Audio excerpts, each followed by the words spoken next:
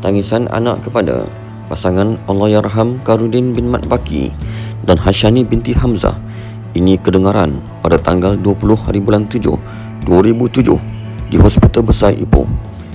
Anak kecil ini membesar menjadi seorang pelajar yang begitu hebat dalam bidang akademik dan co-curriculum.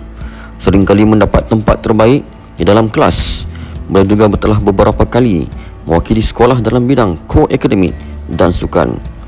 Pelibatan pertama beliau dalam pertandingan Asian Song pada tahun 2016 telah mendapat johan dalam peringkat zon dan telah mewakili zon ke peringkat daerah dan telah berjaya menduduki tempat yang kedua. Pada 18 April 2018, beliau juga telah mewakili daerah dalam pertandingan talian 1 Malaysia di peringkat negeri di SJKC Kuala Kuang, Cemor, Perak. Dalam pertandingan bercerita kisah-kisah Nabi tahap 2 Majlis Tilawah Al-Quran Sekolah-sekolah Kementerian Pelajaran Malaysia di peringkat zon, beliau telah berjaya mendapat johan. Seterusnya mewakili zon ke peringkat daerah dan telah berjaya mendapat tempat yang kedua. Beliau juga telah mendapat tempat kedua dalam pertandingan kalam jama'i sempurna karnival dakwah Sekolah-sekolah Kementerian Pelajaran Malaysia peringkat daerah. Dalam ujian pemata pintar bagi mengenal pasti bakat-bakat pelajar pintar, beliau telah berjaya sehingga ke saringan kedua di Sekolah Kebangsaan Seri Iskandar.